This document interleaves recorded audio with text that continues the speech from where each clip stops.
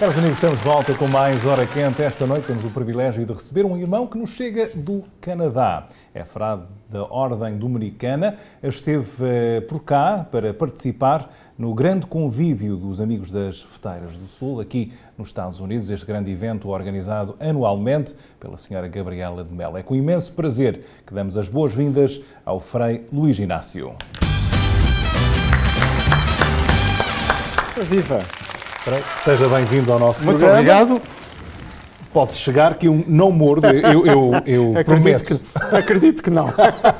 Não quer dizer que... Eu sou um homem pacífico. Pois, não quer dizer que algum dia não leve uma dentada, mas não será o caso de hoje. Já levei quando era criança. Frei, muito obrigado por ter aceito o nosso convite, prazer. Para estar aqui e conversar connosco. Antes de mais, e quero fazer essa pergunta para eliminar qualquer tipo de confusão, explico o que é a função de um frade e, neste caso, da Ordem Dominicana. Bom, você há bocadinho, antes de entrarmos para a entrevista, tinha perguntado se era franciscano. Os franciscanos e os dominicanos nasceram praticamente na mesma altura, sim, há 800 anos precisamente, há um pouco mais de 800 anos, em 1216. E os franciscanos e os dominicanos nasceram praticamente com umas semanas à parte. São irmãos gêmeos. Aliás, os dominicanos tiveram origem em Espanha, com São Domingos de Gusmão, e São Francisco, que celebramos há poucos dias, no dia 4 de outubro.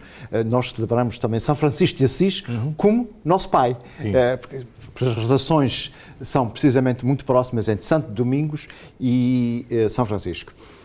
As ordens religiosas mendicantes, tal como os franciscanos e os dominicanos, nós hoje em dia já não somos denominados mendicantes, nasceram precisamente para dar uma resposta a uma situação eclesiológica que existia durante a Idade Média, durante o século XIII, no início do século XIII, 1216, dando resposta a um conjunto de conflitos que existia entre a Igreja institucional e muitas heresias que foram nascendo dentro da Europa, para dar resposta como se pode ser cristão, como se pode ser católico, mantendo-se católico, fiel ao Evangelho.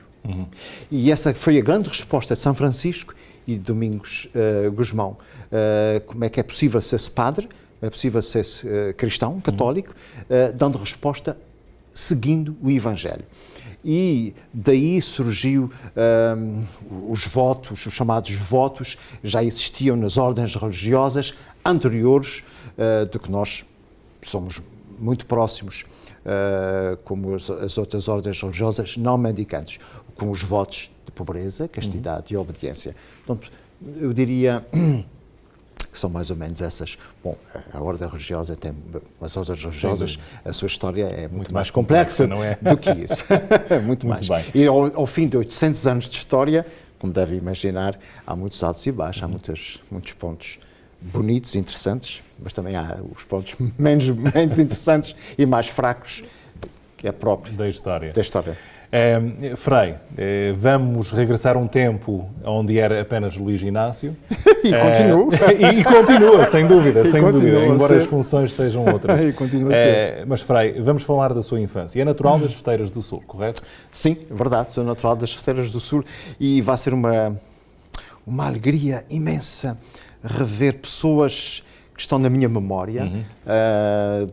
Alguns provavelmente já não me lembrarei, embora eu tenha uma excelente memória, vou rever gente que já não vejo há muitos anos.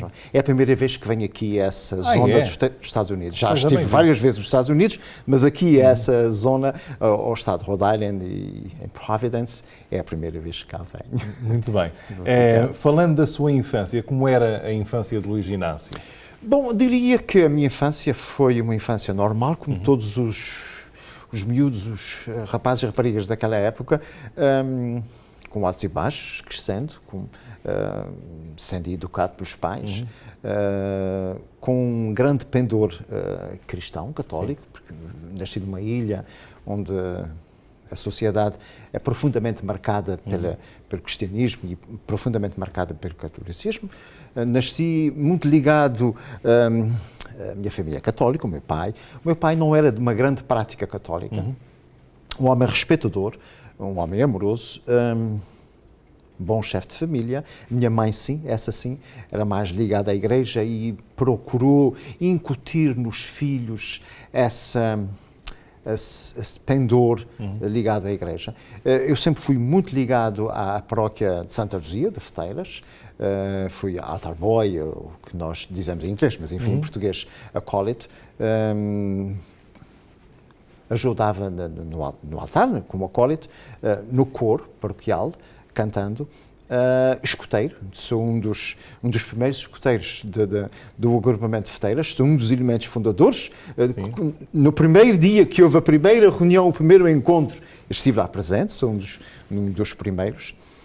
Depois era estudante, trabalhava, sempre fui muito ocupado, trabalhava durante o dia, estudava à noite e estudava no conservatório. Não tinha muito tempo livre. O que é que o levou a querer seguir uma vida religiosa? E vou aprofundar ainda mais esta questão, mas primeiro a base. O que é que o levou a querer dedicar-se à vida religiosa? Bom, você disse muito bem, vida religiosa, o que há uma distinção entre vida religiosa e os padres diocesanos. Já lá irei daqui a pouco.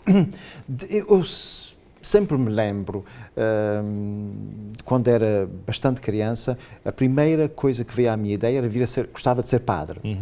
Houve alguma luta, algum desconforto no seio da família com essa ideia, não foi bem aceito. Mas sempre quis, isso ficou marcado muito na minha ideia, na minha vocação, na minha presença, na minha pessoa.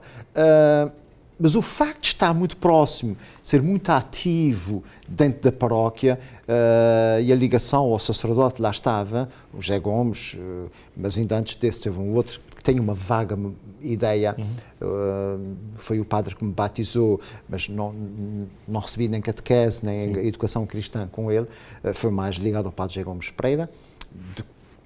Todos os feteirenses se lembram dele, de saudosa memória. O facto de estar ligado à paróquia, o trabalho, isso incutiu ainda mais aquilo que já estava no interior. A vocação não é uma coisa que nasce sozinha.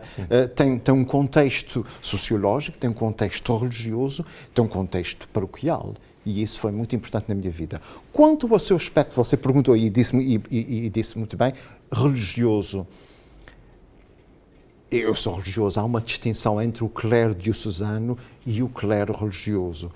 Desde já, canonicamente, nos diferenciamos pelos votos de pobreza, castidade e obediência, enquanto que os outros sacerdotes são sacerdotes da Igreja, mas estão ligados diretamente ao bispo e obedecem dentro da diocese ao seu bispo. O bispo é o ordinário, é quem lhes dá.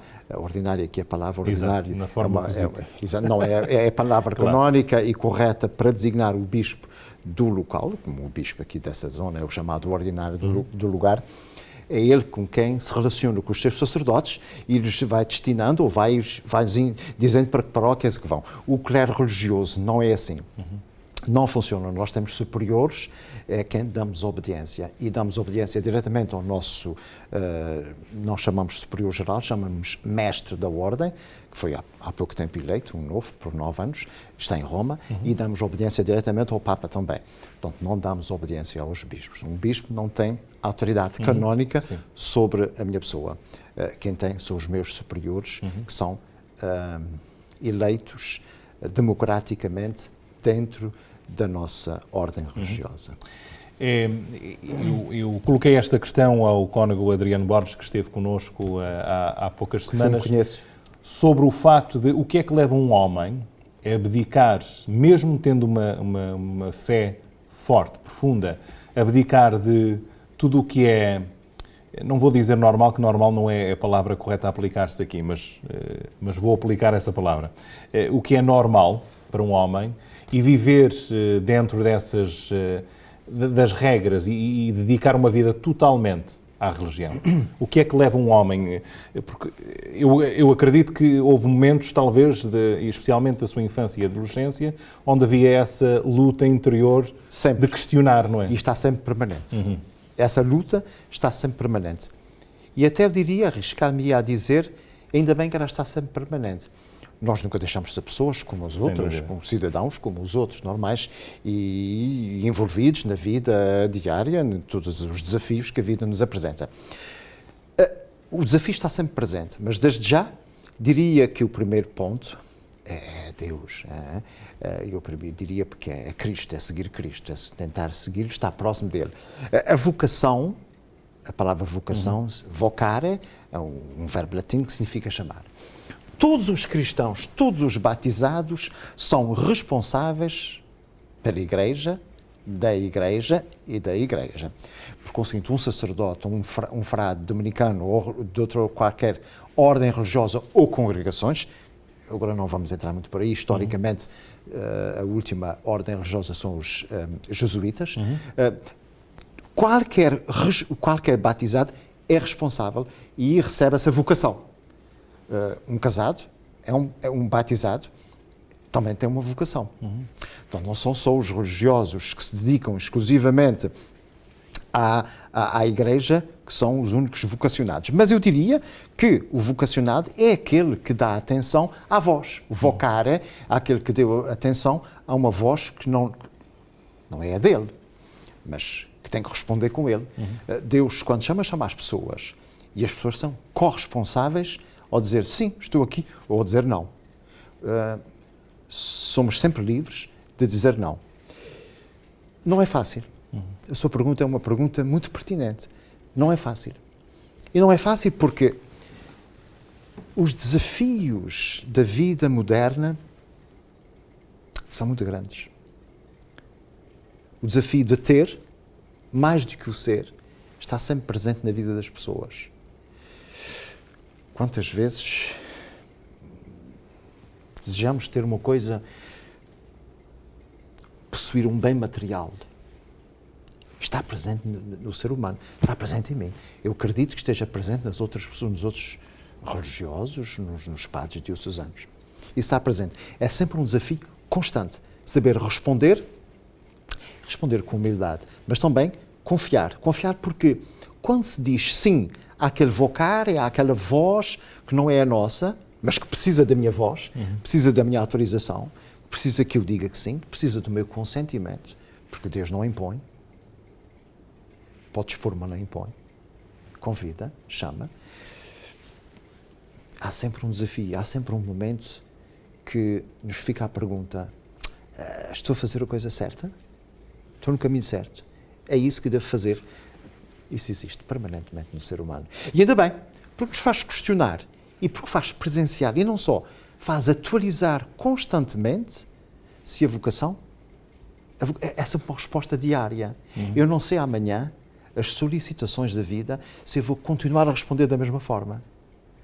É preciso ter coragem, é preciso ter humildade e é preciso estar em oração constante para ouvir, para escutar e para dizer sim, estou aqui. Você foi um ponto interessante que é os dias de hoje e da forma como o mundo vive e pensa, que não é exatamente como foi há 10 ou há 20 anos, não. É bastante diferente. Esse desafio de lidar com o mundo da forma como é, cada vez mais afastada do que é uma linha de moralidade, faz com que o seu trabalho torne-se, que fica mais entusiasmado em propagar a palavra e fazer o seu trabalho, ou faz-o questionar cada vez mais? Sim, traz sempre questões. Não é fácil. Responder hoje em dia a um chamamento vocacional religioso ou um chamamento vocacional diocesano não é... Bom, é sempre a mesma voz, é o mesmo Deus, claro, imutável, através dos tempos. O tempo não afeta Deus, afeta-nos a nós. Mas não é da mesma forma como há 50, 100 anos, ou mesmo durante a Idade Média. A forma como o desafio de obedecer, que é um desafio, é um dos meus votos, o desafio de ser obediente aos meus superiores é um desafio muito grande nos dias de hoje. Eu já irei ainda mais concretamente à sua pergunta, muito mais do que há 50 anos atrás, há 100 anos, ou no tempo de São Domingos.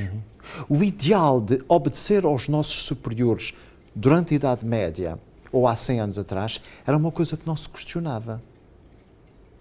Alguém deu a ordem, não há questões. Hoje, o conceito de liberdade que nós possuímos, e ainda bem, faz com que a minha resposta à obediência aos meus superiores seja mais desafiante, em nada diminui a minha dignidade, em nada nos humilha, mas faz-nos questionar. Será que aquela ordem é bem dada? Será que o questionamento, o pedido que vem do meu superior está correto? É isso que me estão a pedir? Quanto à prática e quanto à vivência religiosa dos dias de hoje, repare, nós ainda estamos a viver, estamos no rescaldo, não sei se no rescaldo, mas enfim, estamos a viver um drama extremamente forte nos dias de hoje da Igreja, com os escândalos ligados aos escândalos sexuais, de pedofilia e não só, dentro da Igreja. Responder sim, nos dias de hoje, a um jovem, mais novo do que eu, uma pessoa mais nova, um rapaz ou uma rapariga, queira seguir a vida religiosa, tem de presente esse pendor, esta nuvem pesada e negra dos escândalos, sejam eles de ordem económica, sejam do poder, sejam de ordem sexual ou de outra natureza, faz as pessoas pensar, estou no caminho certo? Não me vão apontar os dedos, dizer, olha, tu és mais um. São questões que nos vêm sempre à mente, não é? E não é fácil, mas temos que ser humildes, pensar e responder em comum, em unidade, em igreja. A palavra, deixe-me só abrir aqui um pequeno parênteses. A palavra igreja, eclésia, significa precisamente essa abertura, viver com os outros, ser responsável com os outros e ser responsável pelos outros, viver com os outros e não apontar os dedos dizendo, foram os meus antepassados, foram os outros que o fizeram. Não. São os da minha família. A igreja é um corpo, só um. Uma cabeça com membros, com diferentes membros. E é nesse espírito, nessa visão, nessa dinâmica, que temos que aceitar e ver os erros ou as virtudes de outrora que os meus irmãos mais velhos e irmãs, mais velhos e mais velhas, ao longo da história, aquilo que fizeram e construíram de bem, eu assumo como algo positivo ou assumo como algo não positivo, negativo. Mas eu assumo. Isto é, são os da minha família que o fizeram, não apontando os dedos historicamente, nem apontando a ninguém, mas assumindo. E enfrentando com simplicidade, com humildade, batendo muitas vezes pondo as mãos no peito, dizendo somos nós, enquanto família cristã, enquanto família católica, que cometemos esses erros e outros cometeram grandes virtudes. Porque eu diria, às vezes a grande tentação humana e cultural moderna é olhar e ver alguém que cometeu um erro e ver todos os outros cometidos naquele erro. E esquecer quanto de bem a Igreja ao longo de 2000 anos fez e faz e vai continuar a fazer. Temos de ter esperança nisso, não só erros. Erros todos cometemos. Há um ditado latino que diz, e com muita errare humanus est. É próprio do homem, não só no sentido sexual, você e eu, do homem, da humanidade, cometer erros. Todos cometemos erros. Eu sei que estudou filosofia na Universidade de Lisboa, já aí vamos, Católica. Mas na Universidade Católica. Católica e na Universidade Nova de Lisboa. Mas vamos ainda recuar um bocadinho. A música é algo que ocupa um espaço muito especial na sua vida e a fusão da religião com a música. Eu vou responder a sua pergunta, mas se não se importa, como é que você sabe disso? Bem... Sim, é verdade. A música, eu diria, não sou o único a dizê-lo, que a música, sem música a vida seria extremamente, não sei se negativa, não sei se sem sentido, mas para mim morria, não teria a mesma cor. Há dois aspectos da vida que eu não dispenso, é a poesia e a música. Bom, eu nasci... com humildade, diria com este dom para a música, aliás, até tenho umas quantas composições, mas enfim, à parte disso, a música é fundamental. É arte, é beleza, é harmonia. E sem isso a vida não teria grande sentido. Não sei, não sou capaz de conceber a vida sem música. A música fez parte da minha vida desde criança, se calhar ouvindo a minha mãe cantar. Se calhar, mesmo quando eu estava no ventre da minha mãe, ouvindo alguém cantar, não sei, não sou capaz, não me lembro. Tenho uma excelente memória, até tenho memória de alguns episódios da minha vida quando eu tinha 2 anos de idade, você ficará surpreendido, mas eu lembro-me, quando tinha 2 anos de idade, tenho uma excelente memória, que às vezes até me perturba. Às vezes nem gosto da minha memória. Seja como for, isso poderá ter tido o folclore açoriano, a música açoriana, o drama. Você tem um background açoriano. Se nós virmos... você já leu um livro chamado Gente Feliz com Lágrimas? Tenho profundo conhecimento. Um livro fantástico que descreve precisamente o drama das ilhas, enfim, em diferentes facetas. Nós açorianos somos muito isso. O som das ondas a bater na areia ou nas rochas, eu vivia nas feteiras, não temos areia, aquilo é musicalidade. E isso marcou a minha alma, marcou a minha existência, marcou o meu pensamento, marcou o meu ser, marcou a minha maneira de ver a vida, a forma de me expressar. Marcou profundamente e marca profundamente. A música é algo fundamental da minha vida. Quando eu estou no meu quarto a estudar, a preparar qualquer coisa, tenho sempre música normal. Alguns perguntam, tu consegues ler e aprofundar e concentrar-te com música? Sem música não consigo. Há outros que gostam de música, tal como eu, mas têm que estar no silêncio. Eu não. A filosofia, e a teologia, naturalmente, a filosofia, eu fui professor durante muitos anos, é outra parte fundamental daquilo que eu sou. Do pensamento racional. E aí também há arte, e aí também há beleza, aí também há harmonia, e aí também há melodia. E a filosofia ajudou-me a pensar, a interiorizar na música, e a música ajudou-me a perceber a filosofia. Eu diria que as duas estão como uma moeda, uma é a face da outra. Sim. Não sei qual delas é mais importante.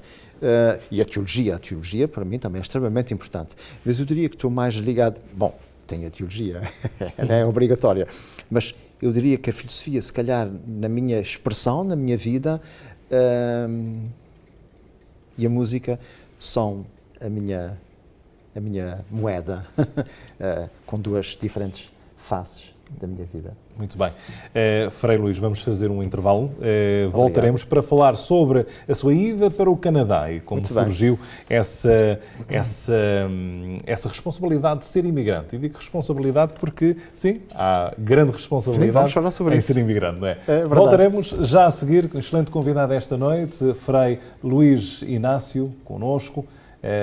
Natural das Feteiras do Sul. Aliás, essa terra natal aqui o trouxe aqui aos Estados Unidos durante estes dias. Voltaremos já a seguir com mais Hora Quente. Fiquem bem.